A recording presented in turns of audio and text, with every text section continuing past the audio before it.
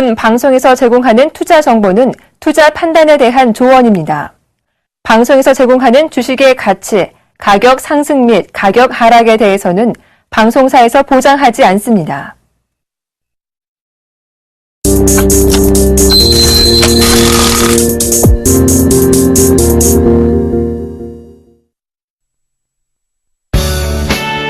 정확한 시황은 기본, 발로 뛰는 주식 투자, 숨은 흑진주 발굴의 대가, 안전성, 정확성은 물론 수익까지 이 모든 것을 원한다면 대박 플러스와 함께 기업 탐방의 원조 조민규 멘토의 발로 뛰는 주식 투자 지금 바로 공개됩니다.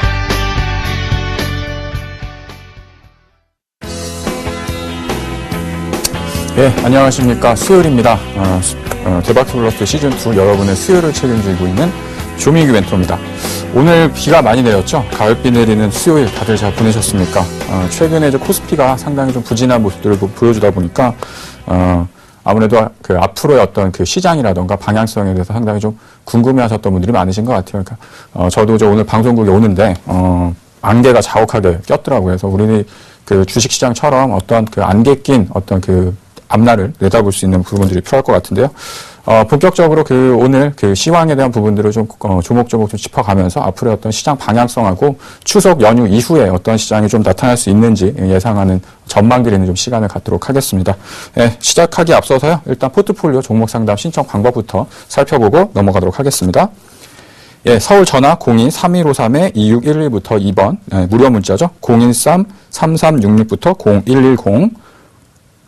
예, 서울경제TV 홈페이지 www.cntv.co.kr 예, 종목 상담 신청 게시판에다가요. 궁금한 사항이라던가 기법 관련한 사항, 그다음에 포트폴리오 전 종목 상담 가능하시니까 주저하지 마시고 많은 연락 주시기 바라겠습니다.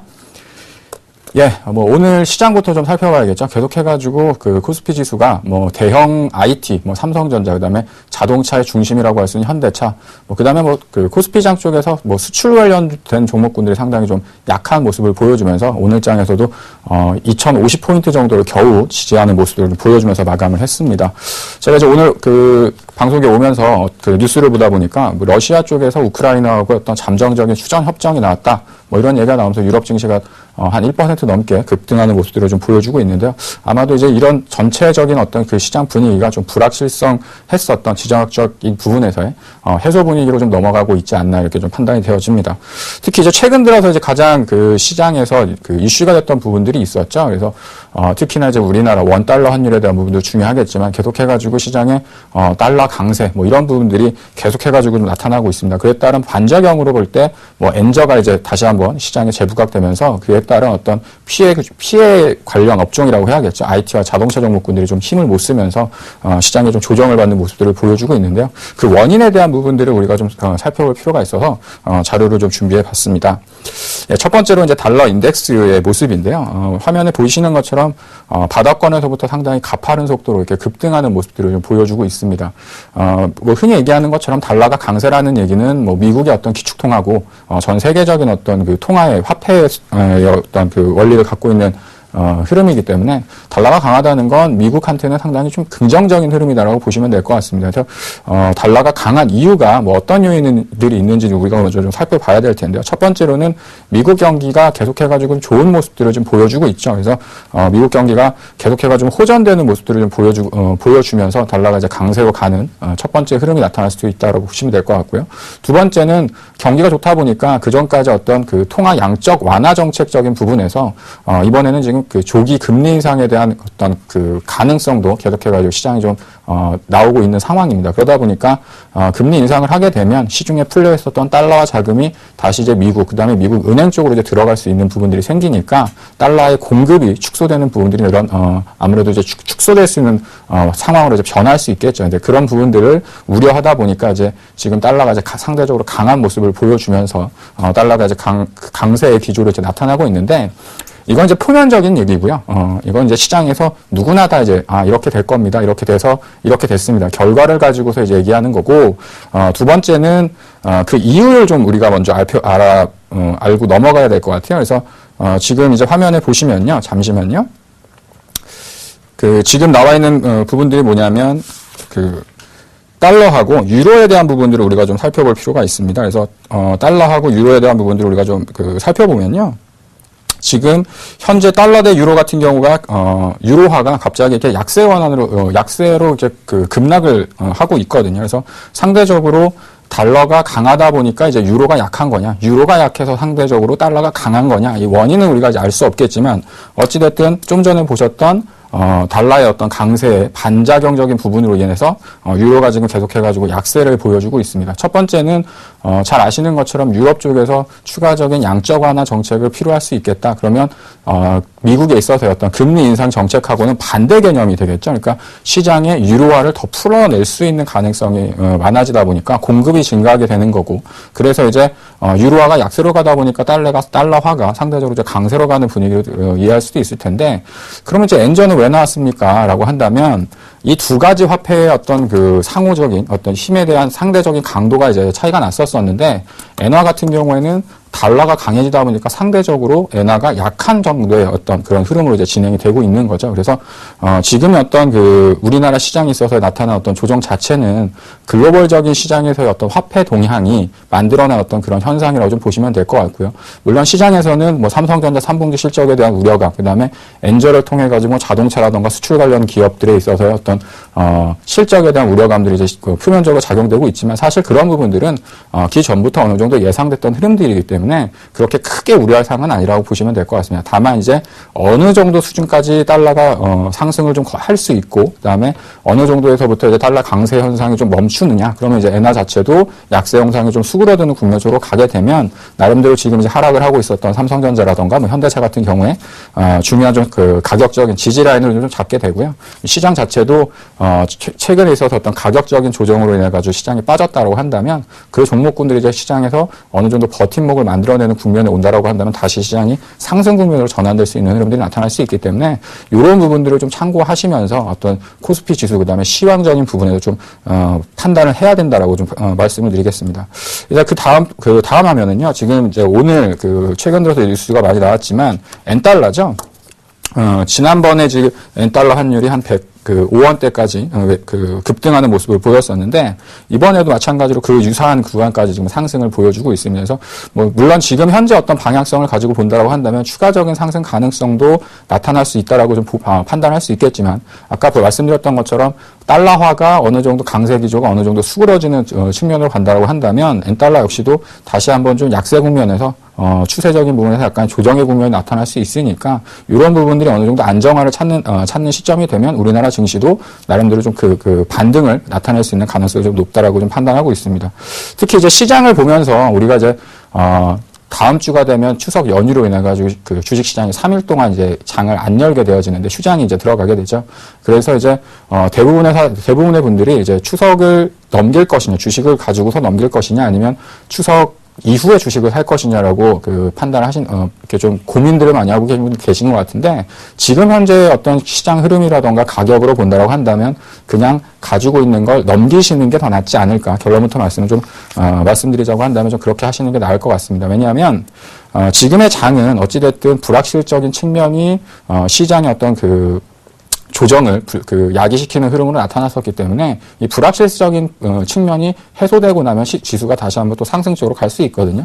게다가 지금 오늘 같은 경우도 보시면 아시겠지만 종목군들이 많이 내려와 있습니다. 그래서 지금 현재 국면에서 무엇을 팔고 추석 연휴 지난 다음에 다시 주식을 사겠다라고 판단하는 건 좀 무의미하다라고 좀 판단하시면 될 것 같아요. 지금 가격이라고 한다면 충분히 가격적인 메리트는 발생할 수 있다. 물론 추가적으로만 2%, 3% 정도의 추가적인 조정 가능성은 내포하고 수 있겠지만, 그 다음 추석 연휴 사이에 미국이라던가 해외 증시가 또다시 추가적인 상승 랠리를 보여주고 시장에 나타났었던 불확실성이 우리 장이 열리지 않는 동안에 해소가 돼버린다고 한다면 시장이 단기적으로 또 급등할 수 있는 가능성도 내포하고 있거든요. 그래서 신규로 매수하기에도 나쁘진 않다라고 판단을 하고요. 그리고 주식을 보유하고 계신 분들 같은 경우에도 굳이 주식을 팔아놓고 넘겨가지고 추석 연휴를 가야 되나 그렇게 생각하고 있지는 않으니까요. 좀 편안한 마음으로 시장에 좀 접근하시면 될 것 같아요. 그래서 지수에 대한 부분들을 지난번에도 말씀을 드렸었는데 마지막으로 지수에 대한 부분들 짧게 보면서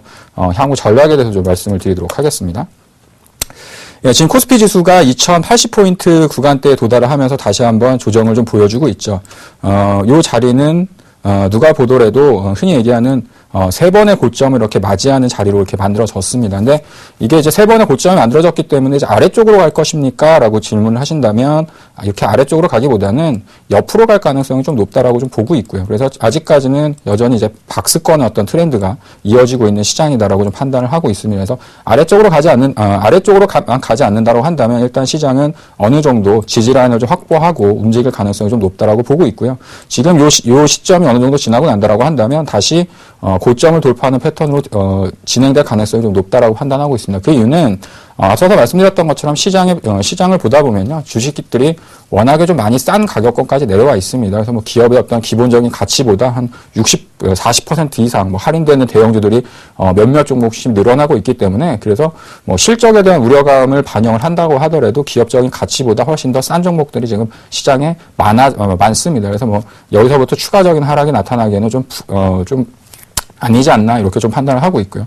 마찬가지로 시장이 급등을 할 때는 반대적으로 이제 반등을 할 때는 많이 빠진 종목군들부터 이제 기술적인 반등을 보여주면서 시장에 대한 안전판적인 역할을 해놓을 가능성이 높습니다. 그래서 시점적으로 본다고 한다면 지금이 오히려 주식을 좀 담아놓는 구간대로 보고 있고요. 오히려 추석 연휴 이후에 다시 한번 2080포인트와 2100포인트를 좀 넘어가는 그런 어떤 상승 흐름이 나타나지 않을까. 근데 중요한 건 지금 아까 말씀드렸던 것처럼 시장에 있어서의 불확실성 때문에 지수가 하락을 했고, 아까 말씀드렸던 환율적인 부분, 글로벌적인 어떤 자금 시장 동향들 때문에 우리나라 지수가 상대적으로 이제 약한 모습을 보여주고 있는 거라서 그 부분이 연휴 기간 동안 해소가 돼버리면 시장이 시작부터 연휴가 끝난 시점부터 상대적으로 좀 강하게 탄력을 받으면서 움직일 가능성도 배제할 수는 없다라고 좀 보고 있습니다. 그래서 그 끝나고 나면 또 옵션 만기라는 어떤 또 이벤트가 있고요. 이런 부분들 때문에 지금 현재는 불확실한 것 같지만 오히려 지금 이런 불확실성을 이용해서 좀 괜찮은 종목, 그다음에 기업 가치 대비 좀 싼 종목군들을 싸게 담아나가는 저가매수 관점으로 좀 접근하는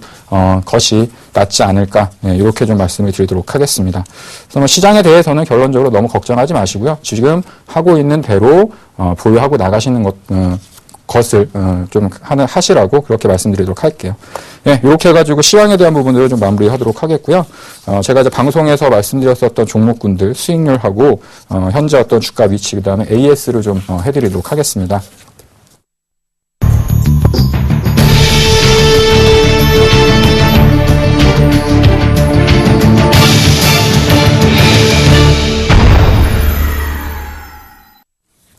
예, 일단 뭐 첫 번째 종목을 살펴보면 뭐 유닛 테스트가 한 76%, 80% 좀 넘는 상승률을 보였었다가 최근 들어서 한 일주일간 약간 좀 기간적인 조정, 옆으로 좀 횡보하는 모습들을 보여주고 있습니다. 그리고 오늘 같은 경우에 이제 LIG ADP가 지난번 말씀드렸던 목표가 6,400원을 돌파를 해서 다시 한번 이제 목표가를 7,500원 정도로 상향 조정을 했고요.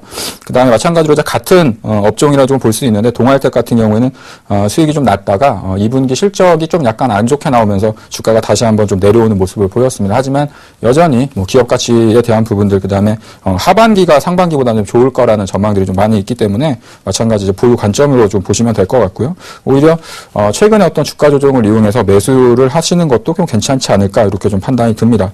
그리고 SFA 역시도 한 5% 정도 수익률을 내고 있는데요. 마찬가지로 제가 요새 이제 가장 많이 얘기를 하는 종목 중에 하나죠. 저를 뭐 무료 방송이나 온라인 강연에, 그 다음에 뭐 강연에서 만나셨던 분들은 SFA를 제가 몇 번 강조를 지금 드리고 있습니다. 그러한 부분들을 본다라고 한다면 충분히 뭐 가격적으로도 뭐 그렇게 비싼 가격에 위치하고 있지 않습니다. 서서히 좀 자리를 잡아나가고 있는 구간대에 있다라고 좀 판단을 하고 있는데요. 요 위에 있는 종목군들은 일단 뭐 차트를 보면서 현재 주가 위치 한번 살펴보도록 하겠습니다. 예, 일단 유닛 테스트부터 한번 살펴보도록 하겠습니다. 뭐 계속해가지고 얘기를 드리고 있는데요. 뭐 최근 들어서 3,800원 정도, 지난번에 이제 고점이었죠. 종가상에서의 고점 구간에 좀 도달하다 보니까 약간 좀 쉬어가는 모습을 보여주고 있습니다. 근데 최근 들어서 한 3,600원 정도에서부터는 계속해가지고 저점을 지지하는 모습들을 보여주고 있고요. 오늘 같은 경우에도 뭐 외국인하고 기관권에서 저가 매수가 유입되는 모습을 보여주고 있기 때문에 지금 당장은 약간 좀 쉬어가는 게 뭐 당연한 구간대라고 좀 보고 있습니다. 그래서 오히려 이런 주식들은 이제 실적이 나오면서 이제 상승을 하고 있는 종목군들이기 때문에 오히려 이제 쉬었다가 다시 다시 이제 올라갈 때 안정적인 상승으로서 이렇게 진행될 수 있는 부분들이 있으니까 마찬가지로 뭐 방송을 보시고서 매수를 하신 분들이 계신다고 한다면 보유해 나가시라고 말씀을 드리겠고요. 마찬가지로 지난번에 상향했었던 4,100원이죠. 목표가 도달하면 다시 한번 목표가를 또 상향 조정할 가능성이 있으니까 그렇게 좀 말씀을 드리도록 하겠습니다. 그리고 오늘 이제 말씀드리고 싶었던 종목은 이제 LIG ADP인데요. 지난주에 제가 좀 그 얘기를 드리다가, 목표 주가하고 향후 실적에 대한 부분들을 좀 빼놓고 넘어갔더라고요. 그래서 오늘 다시 한번 좀 업데이트된 내용들을 좀 얘기를 드리면서, LIG ADP는 일단 6,400원에 대한 1차적인 목표가를 도달했기 때문에 7,500원 정도 목표가 상향을, 하도록 하겠고요. 차트를 보시면요. 지난번에 나타났었던 박스권 고점이었었죠. 이 구간대를 지금 이제 넘어섰습니다. 그래서 52주 신고가를 지속해가지고 경신해 나가는 모습들을 보여주고 있고요. 아마도 이제 2분기까지는 실적에 대한 불확실성이 좀 남아 있었었는데, 뭐 그 부분이 뭐 매출이 안 좋거나 뭐 영업이익에 대한 부분들이 안 좋아서 그런 것들이 아니라 연구개발비를 좀 많이 쓰다 보니까 2분기까지는 좀 실적이 안 좋은 모습들을 보였습니다. 근데 3분기서부터는 이제 그런 부분들이 이제 없어지기 때문에 3분기서부터는 대폭적으로 실적이 좋아질 거로 예상을 하고 있고요. 그래서 그 부분은 이제 잠시 후에 자료를 보면서 좀 설명드리겠지만, 지금 일단 1차적으로 주봉을 보시면요. 아직까지도 갈 길이 좀 많이 남았다라는 게 여러분들이 보이실 겁니다. 그래서 7,500원이라는 자리는 한 요 정도 구간 되거든요. 그래서, 지금 내년도 실적을 봤을 때는 충분히 뭐 실적 감안하면 뭐 8,000원 이상 정도까지도 볼 수 있는데, 기술적으로 본다라고 한다면 7,500원 정도까지는 뭐 약간 눌림이 진행될 수 있다고 하더라도 충분히 도달이 가능한 가격권이 아닌가 이렇게 판단을 해서요. 7,500원 정도로 이제 목표 주가를 상향을 하도록 하겠습니다. 그 다음에 SFA를 마지막으로 한번 볼게요.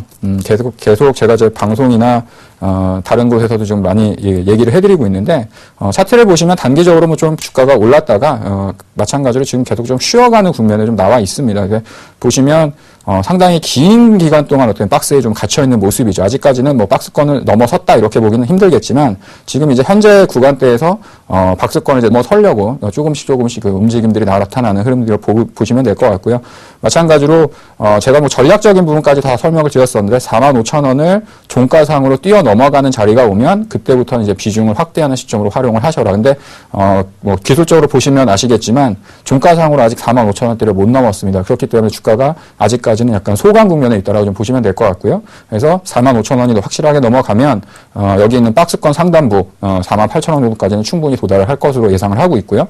여기 돌파하면 1차적으로 제시해드렸던 55,000원대까지는 뭐 올해 안 혹은 내년 초까지는 충분히 도달이 가능하다. 이렇게 좀 말씀을 드리도록 하겠습니다.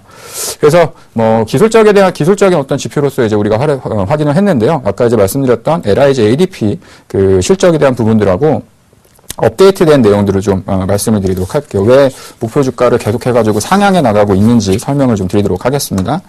사실은 이제 올해 같은 경우에 그 매출액을 한 2,000억에서 1,800억 정도 사이 정도를 우리가 예상을 하고 있었었는데, 지금 이제 상반기 정도가 지나가면서 매출액이 약간 좀 감소되는 형태로 진행이 됐습니다. 그러니까 그 이유는 올해 상반기 때 좀 나올 수 있었던 매출이 약간 좀 지연되면서 투자 자체가 좀 지연되면서 올해 같은 경우에는 한 1,500억 정도에서 1,600억 정도 사이 밴드 쪽에 매출이 이제 달성을 될 걸로 예상을 하고 있고요. 그 뒤에 보시면 이제 2015년도 내년이죠. 그래서 내년에는 2,000억을 충분히 넘어서 대략 한 2,100억에서 한 2,200억 정도까지 매출액이 큰 폭으로 좀 증가할 걸로 예상을 하고 있습니다. 그 다음에 이제 이익적인 측면도 마찬가지로 상당히 크게 증가할 걸로 예상이 되어지는데요.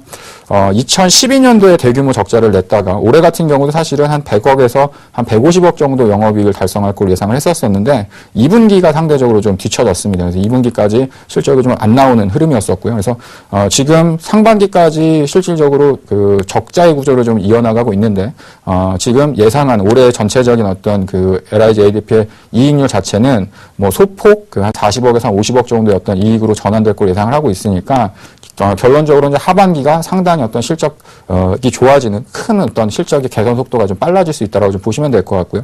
특히 이제 내년도 같은 경우에는 한 250억 이상 정도까지도 영업이익이 늘어날 걸로 예상을 하고 있으니까 지금 현재 어떤 수준 자체가 주가는 많이 올라 있는 상황이지만 내년을 감안한다고 한다면 지금이 저평가 국면으로도 판단할 수 있는 국면이기 때문에 목표 주가를 좀 더 상향해 가지고 대응을 했습니다. 그래서 목표 주가를 계산하는 방법에 대해서 많은 분들이 좀 궁금해 하시던데 한 가지만 좀 말씀을 드리면요.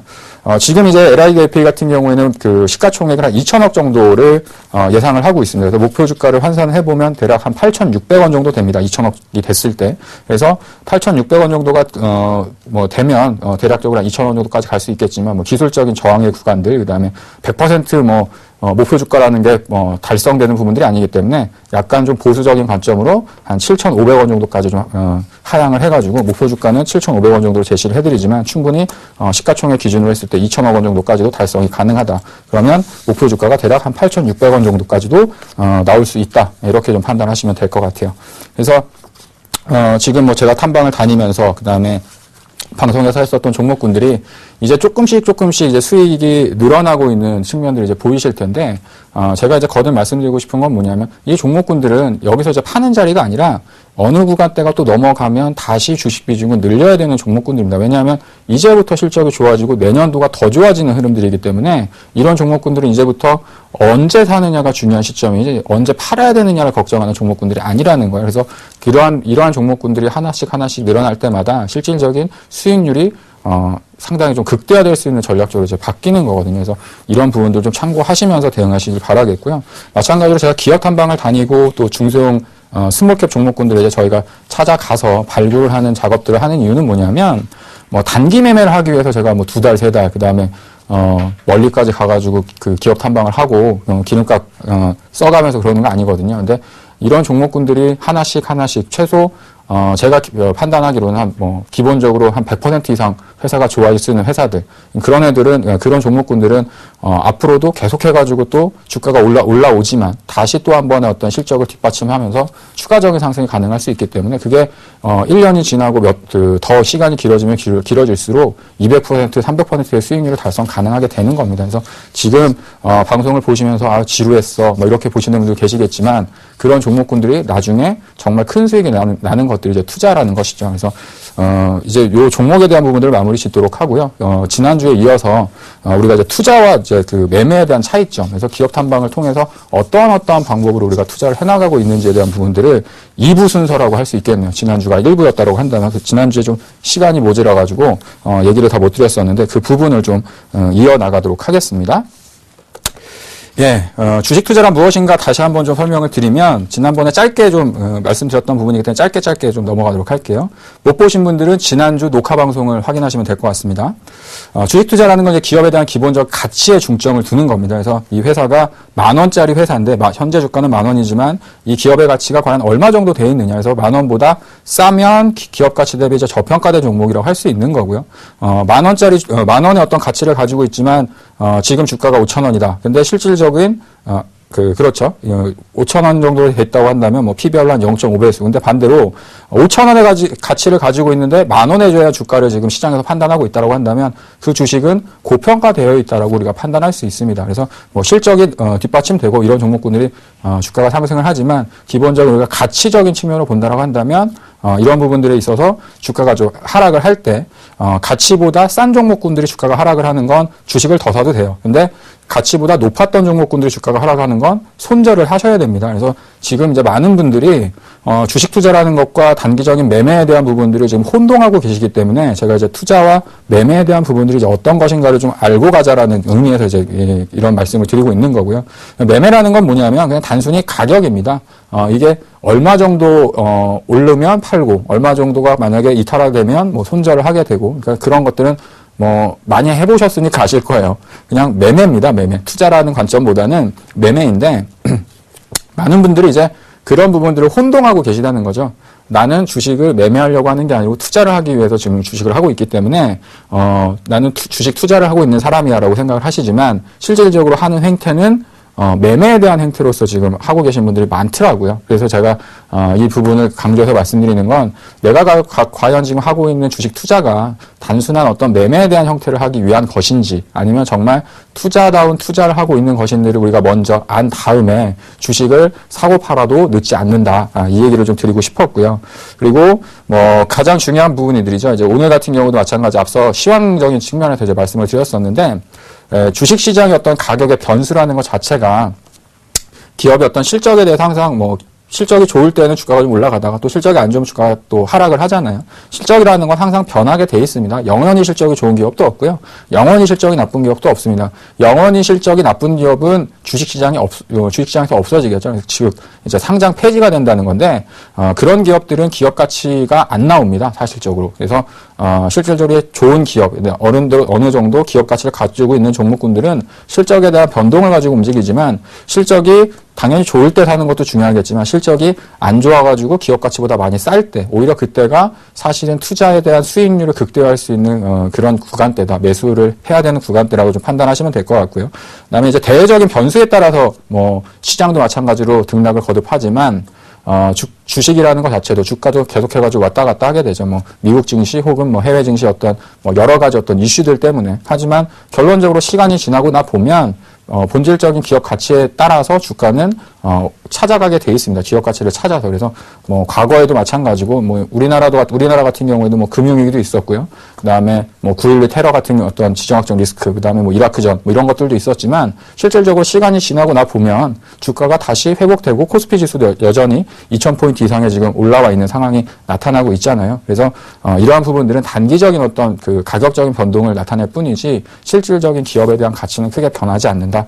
이렇게 좀 보시면 될 것 같아요. 특히나 뭐 수급적인 부분을 또 강조하시는 분들이 많으신데 수급이라는 건 올라갈 때는 많은 사람들이 사고 싶어 합니다. 근데 주가가 떨어지면 많은 사람들이 팔죠. 근데 역으로 생각해 보면 많이 팔았기 때문에 주식이 싸지는 거거든요. 그래서 그럴 때 기업에 대한 가치를 적정하게 한번 판단을 해보고 과연 이 기업 가치가 우리가 상식적으로 접근할 수 있을 때 해봤을 때 싼 국면에 있는지 아니면 주가가 많이 떨어졌지만 여전히 비싼 국면에 있는 건지 이 부분들을 보면서 시장과 어떤 주식에 좀 접근하시면 좋으실 것 같아요.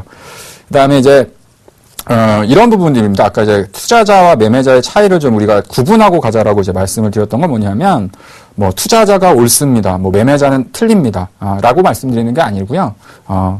역사적으로 보면 투자를 하셨던 분들이 큰 돈을 많이 버셨죠. 그리고 매매를 해서 큰 돈을 번 사람들의 기록은 사실 거의 없다라고 좀 보시면 됩니다. 근데, 우리는 이제 개인 투자자분들이 이제 시청을 많이 하시니까 개인 투자들을 할 수 있는 건 투자적인 마인드로 매매를 좀 하시라는 거예요. 그러니까 단순히 그냥 매매를 하기 위한 매매를 하시는 게 아니라 처음에 기업을 찾고 어떤 그 매수를 할 때, 가담을 할 때도 내가 이 종목을 언제부터 사서 얼마 정도의 기간 동안 얼마 정도 수익을 내야지에 대한 전략적인 부분을 먼저 좀 세워놓으신 다음에 그 다음서부터 한 종목 한 종목씩 계좌에 좀 담아가는 형식으로 좀 매매를 하셔라 이렇게 좀 말씀을 드리고 싶고요. 그래서 첫 번째는 일단은 좀 구분을 좀 짓고 가셔야 된다라고 봅니다. 나는 투자는 좀 지겹고 좀 지루하고 나는 별로 이렇게 장기적인 거 별로 안 좋아해 하시는 분들은 그냥 매매를 하시는데 그럴 때는 확실하게 매매에 대한 전략들을 세워놓으시고 하시면 될 것 같고요. 그리고 또 어떤 분들은 또 그런 분들이 계세요. 나는 장기 투자자니까 그냥 주식 처음에 한 30% 사놓고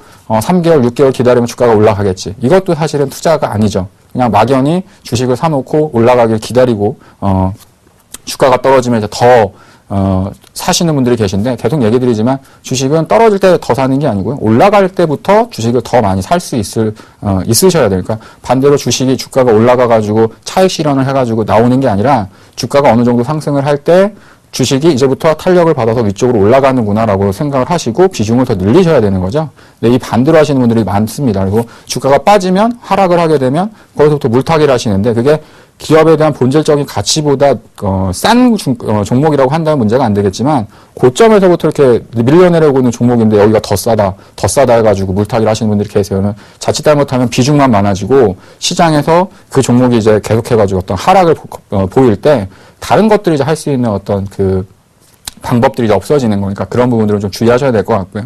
특히 이제 제가 개인 투자자분들을 많이 만나보고 대화를 해보면 본인들도 지금 자기가 어디로 가고 있는지 방향성을 잘 모르시는 분들이 많더라고요. 그러니까 나는 투자를 하러 왔는데 지금 하고 있는 형태는 그냥 단순하게 주식이 오르면 팔고 또 떨어지면 좀 기다렸다가 어느 정도 본전이 될 때까지 그냥 시간을 좀 허비하시는 그런 분들이 많으셔서 지금 내가 정말 투자를 하고 있는 건지 매매를 하고 있는 건지를 어느 정도 좀 판단하신 다음에 주식을 좀 하셨으면 좋지 않을까. 그러면 일단 마음이 편해집니다. 투자를 하시는 분들은 마음이 편해요. 주가가 막 5% 좀 더 떨어지더라도 심리적으로 좀 버티면서 갈 수 있는 부분들이 있고 그다음에 그 다음에 있어서의 대응 전략 자체가 어느 정도 다 완성이 되어 있는 상태에서 대응을 하시게 되는데 단순히 주식이 올라갈 거라고 생각을 해서 주식을 샀다가 반대로 이제 주가가 떨어져 버리면 그 다음 방법이 없다라는 거죠. 그리고 상대적으로 불안한 상태에서 주식을 하게 되십니다. 그래서 불안한 상태가 되면 뭐 잘 아시는 것처럼 정상적인 사고를 할 수가 없어요. 그래서 정상적인 사고가 안 되는 상태에서 주식을 한다라는 건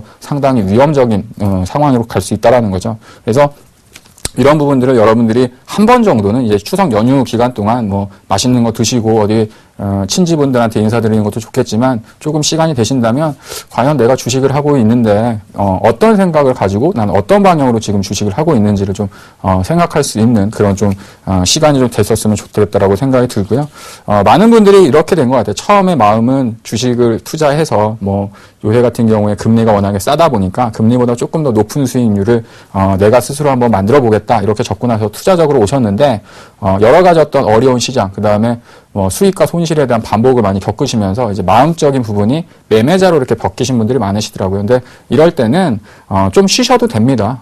좀 쉬셨다가 마음을 좀 정화시킨 다음에 그 다음서부터 다시 원래 처음 생각했었던 투자적인 관점으로 좀 시장에 접근하시는 것도 앞으로의 그 뭐 내일 주식하시고 뭐 한 달 후에 주식 그만하실 분들이 아니라고 한다면 계속적으로 좀 주식을 하실 분들 같은 경우는 좀 이런 부분들도 좀 정리를 해놓고 가셨으면 한다라는 바람에서 이런 시간들을 좀 가졌고요.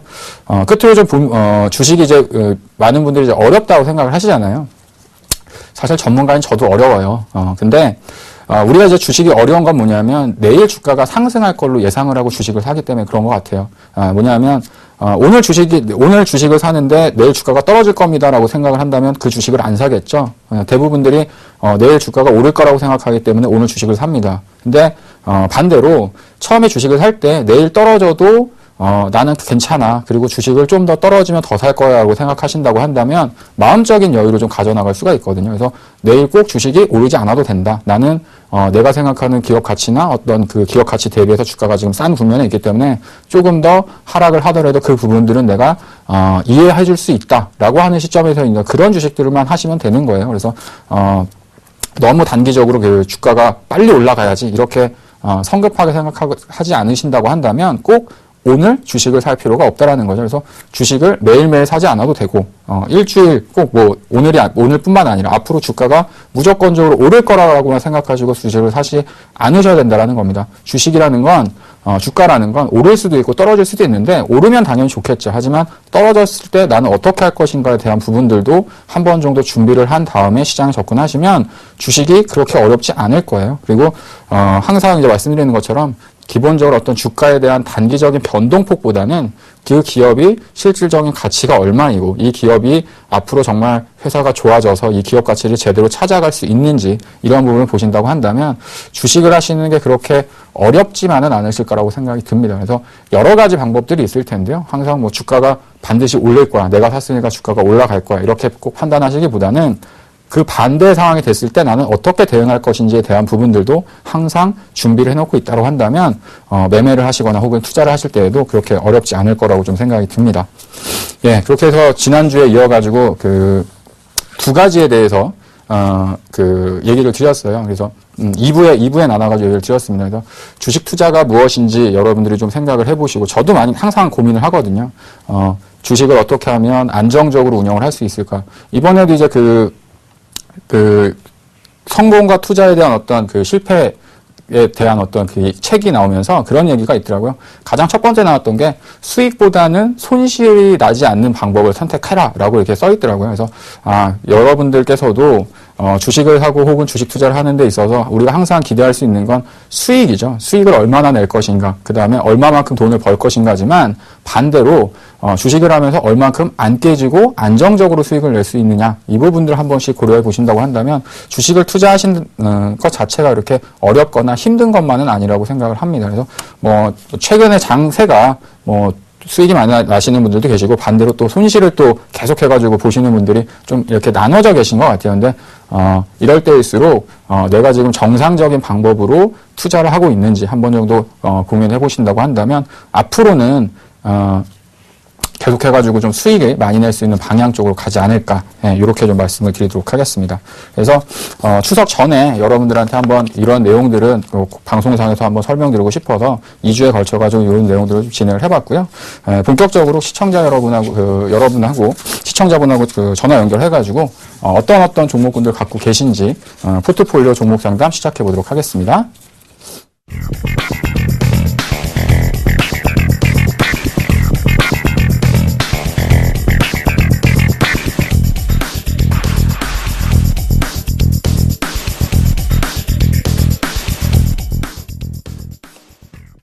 예, 전화 연결해 보겠습니다. 여보세요? 안녕하세요. 예, 여보세요? 예, 안녕하세요. 예, 안녕하십니까? 예, 안녕하세요. 예, 반갑습니다. 어떤 종목들이 갖고 계셔가지고 전화를 주셨죠? 호텔 신라하고요. 예, 다흠하고 예, 서울반도체고요. 예. 홀딩스. 한국콜마 홀딩스 가지고 계시네요. 제가 화면 보면서 한번 확인해 보겠습니다. 지금 한국콜마 홀딩스가 35,000원에 비중이 30% 가지고 계시고요. 예. 호텔신라가 118,500원에 20%. 다음이 식물만 9,300원에 20%, 그다음에 서울반도체 35,000원에 20%, 현금이 10% 정도 보유하고 예. 계시네요. 네네네. 예. 제가 지금 그 종목들을 이렇게 쭉 보다 보니까 약간은 좀 가격이 비싼 가격대에서 매수를 하신 것 같더라고요. 예, 예. 저기, 지수가 좀 빠지고. 예. 이제 기관 내부인이 이제 수신이 이렇게 들어가면은 기금하고 들어가면 따라 붙어 봤어요. 예. 보통 그 투자하시는 어떤 패턴이, 방법이 예. 약간은 좀 이렇게 좀 단기적인 성향으로 투자를 하시는 편이신가요? 아니면 좀 주식을 좀 길게 보고서 이렇게 투자를 하시는 길게도 보기도 하고요. 예. 이제, 성향은 이제 그런 쪽이죠. 길게도 보고. 예. 주식이 많이 오르면은 이제 나왔다가 다시 들어가고 이제 그러기도 하는데 이제 예. 장기를 많이 하지요, 제가. 단기요? 장기. 아, 좀 길게 투자하시는 네. 스타일로. 예. 네. 근데 이제, 지금 말씀하셨던 종목군 이제 4종목을 가지고 계신데, 이 종목군들을 보면 올 한 해 가장 좀 핫했던 종목군들인 것 같아요.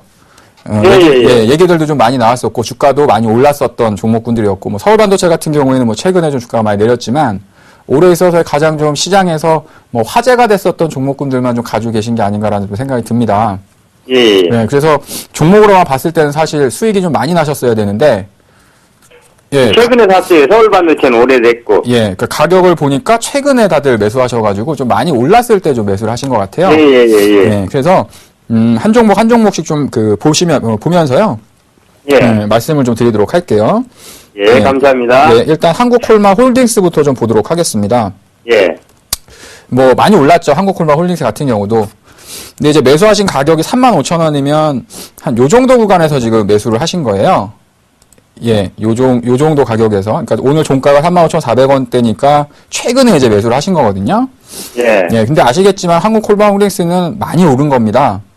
예. 예, 근데 많이 올랐기 때문에 안 좋다 이런 얘기를 드리긴 좀 힘들지만 문제는 뭐냐면 이제 많이 올라서 이 기업 가치가 어떤 기업의 실질적인 가치보다 좀 많이 올라와 있는 편이에요. 그러니까 시장에서 앞으로 이제 그 화장품이나 이런 부분들이 계속 좋다 하다 보니까 주가가 많이 올라와 있는데 그 부분이 이제 주가에는 이미 반영이 되어져 있는 상황이라는 거죠.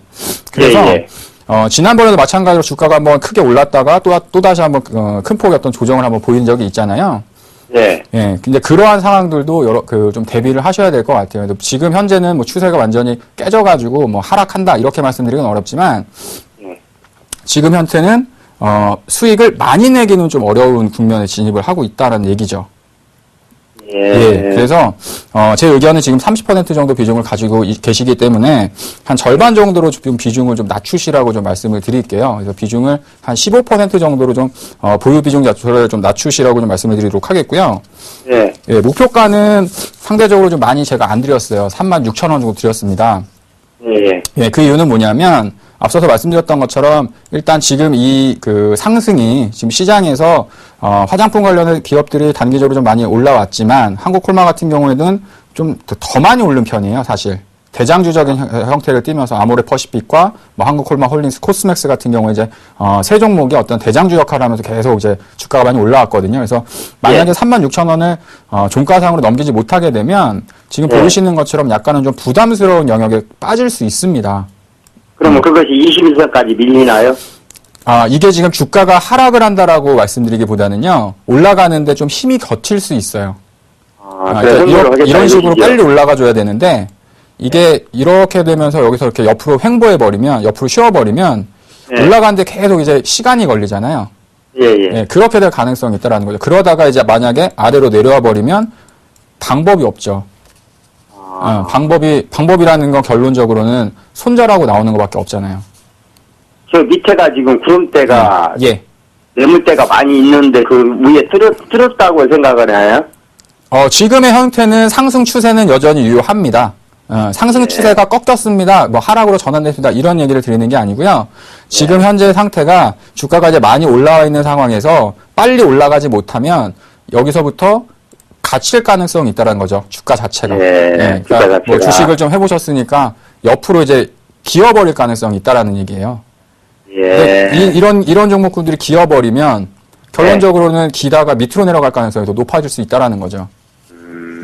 그러니까 그래서 36,000원 정도 매수 그 목표가를 제시드렸던 이유가 뭐냐면 그 정도 가격을 빨리 넘겨줘야 돼요. 넘기지 못하면 횡보하는 시간이 좀 길어질 수 있습니다.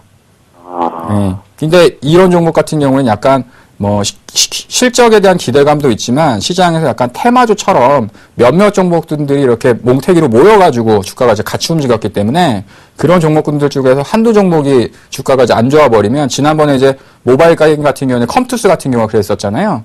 컴투스도 주가가 올랐다가 컴투스가 무너지면서 이제 다른 종목군들이 막 하한가까지 막 급락하는 형태를 또 보였었는데 그런 형태로서 작용될 가능성도 있어요. 그래서 물론 뭐 지금의 형태가 뭐 하락으로 진행될 겁니다. 이렇게 단정지어서 얘기할 수는 없지만 매수하신 가격이 높다 보니까 상대적으로 불안한 심리에서 주식을 갖고 갈 수밖에 없어요. 여기서 만약에 이제 저희들 개미들은 전문가가 아니기 때문에 그냥 이제 차트를 이렇게 좀 보고 전문가들이 이제 기관이나 이제 이런 사람들이 이렇게 매수를 하면은 투신 뭐 연기금이 예군이 이렇게 하면은 그 따라붙거든요. 모르니까 우리는. 근데 이제 따라가는 자리가 조금 더 높은 가격권에서 지금 따라가 계신 거예요. 그러니까 따라갔다는 얘기는 결론적으로 이제 추격했다라고 표현할 수 있잖아요. 그래서 추격 매수가 되어 있는 상황으로도 좀 판단할 수 있습니다. 그래서 무조건적으로 이 종목이 앞으로 이제 주가가 내릴 겁니다. 이런 얘기를 드리는 게 아니고요. 매수하신 가격이 높다 보니까 약간은 위험에 대한 관리도 같이 하셔야 된다라고 말씀을 드리는 거예요. 이해되셨죠? 알았습니다. 그래서 한국콜마홀딩스는 손절가를요 32,500원 정도 잡으시면 될 것 같아요. 32,500원 정도 이탈되면 일단은 위로 가는 것보다는 계속 옆으로 길 가능성이 있으니까 그거 감안하셔가지고 대응하시길 바라겠습니다. 두 번째 이제 호텔 신라입니다. 호텔 신라도 마찬가지예요. 제가 볼 때는 호텔 신라 이제 12만 원이 넘어가는 이상에서부터는 좀 부담스러운 것 같아요. 가격적으로도 그렇고, 기업 가치적인 부분도 그렇고. 이 옆에 보시면 이제 PER이 지금 100이라고 나와 있고요. 여기 보실지 모르겠는데, 여기 PER로 100이라고 나와 있고, PBR로 7.3배 정도 나오잖아요. 그러니까 호텔 신라는 이 회사의 어떤 기본적인 기업 가치 대비해서 7배 정도의 가치를 쳐주는 거예요. 그러니까 이 회사의 기본적 가치는 10,000원이라고 하면 지금 7만 원 정도에서 지금 거래가 되고 있는 겁니다. 물론 뭐 면세점이라던가 이런 어떤 뭐 실적에 대한 호조 뭐 이런 것들은 다 좋지만 기업 가치가 상대적으로 지금 많이 올라와 있는 상황이에요. 그래서 지난번에도 마찬가지로 13만 원 갖다 한번 충격을 한번 받았잖아요. 그래서 지금 현태는 약간 옆으로 이렇게 횡보할 수 있는 좀 가능성이 좀 높지 않나라고 좀 판단을 하고 있어요. 그래서 지금 매수하셨던 가격이 뭐 12만 원 밑에서 사셔가지고 지금 약간 소폭 수익권이신데 마찬가지로 한 13만 원하고 12만 원의 중간 가격이 한 12만 5천 원 정도를 1차적인 목표가로 좀 말씀을 드리도록 할게요.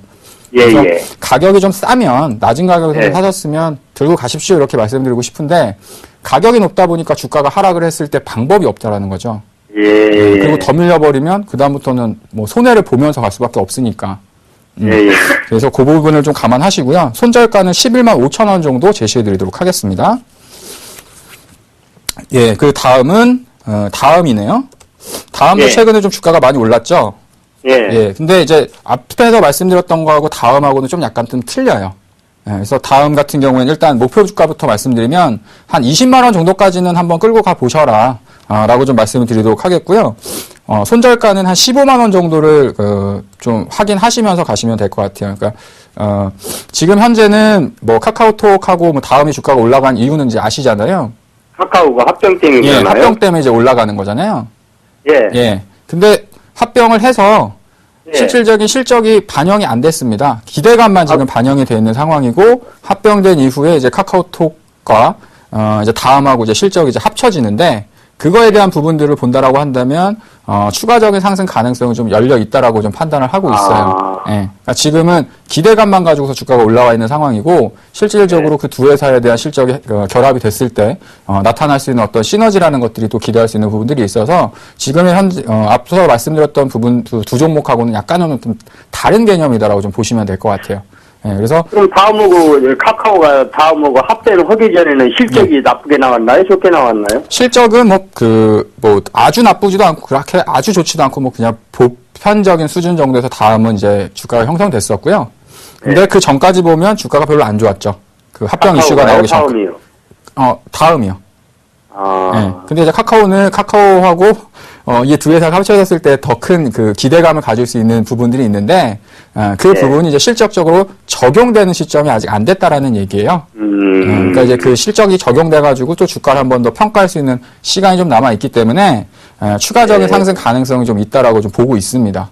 그래서 일단은 뭐 중기적으로 한 20만 원 정도 보시면 될 것 같고 만에 하나 이제 기술적으로는 한 15만 원 정도가 그 저항 구간, 지지 구간이기 때문에 요 자리대를 만약 이탈하게 되면 주가가 조금 내려올 수는 있어요.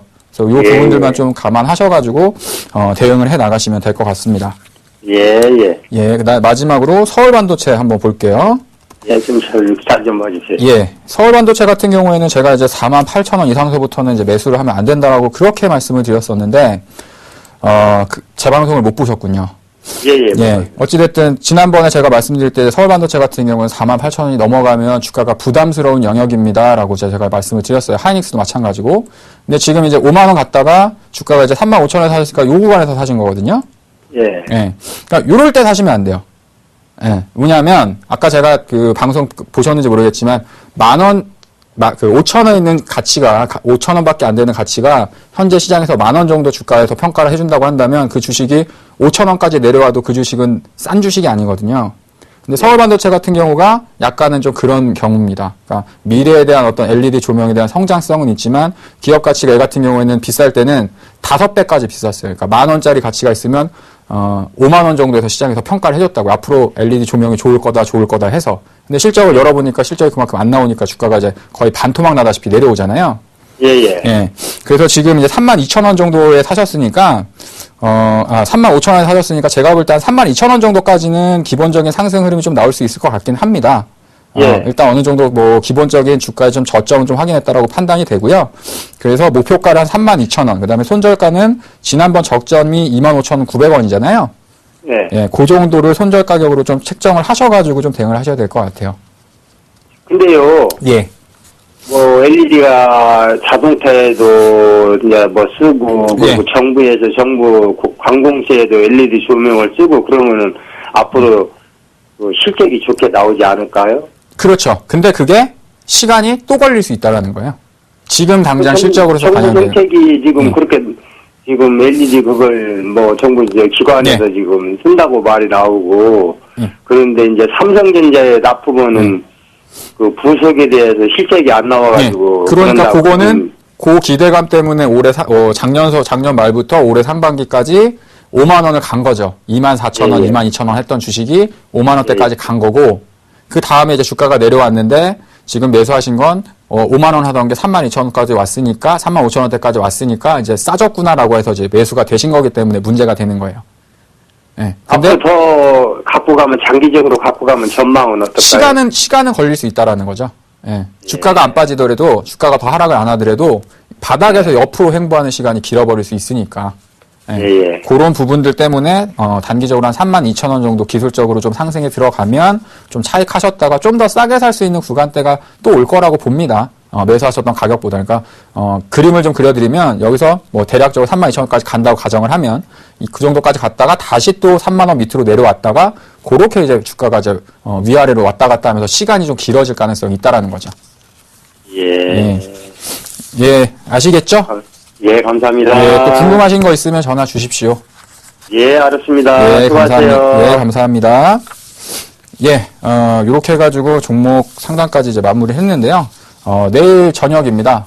마찬가지로 제가 이제 시장, 특히 이제 오늘 같은 경우도 마찬가지고 이번 주가 상당히 좀 시장이 많이 어려웠었는데, 이번 주, 그 다음에, 특히나 이제 추석 연휴 이후에 어떤 시장에 대한 전망하고, 앞으로 좀 어떠한 형태로서 내가 주식을 좀 투자를 하면 좋을지, 전략적인 부분을 좀 세워드리는 시간을 좀 내일 저녁 8시에, 좀 갖도록 하겠습니다. 또 시간 되시는 분들을 많이 오셔가지고, 참여석해 주시면 좋을 것 같아요. 요새, 제가 이제 무료 방송을 진행을 하게 되면 수익률이 좋아서 그런지 분위기가 좋더라고요. 그래서, 많이들 참석해 주시고요. 내일 저녁 8시에 온라인에서 다시 만나뵙도록 하겠습니다.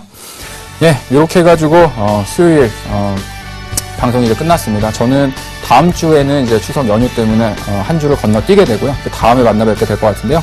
아무튼 풍성한 한가위 보내시고, 명절 잘 보내시고요. 저는 그 다음 회에서 다시 찾아뵙도록 하겠습니다. 시청해주셔서 감사합니다.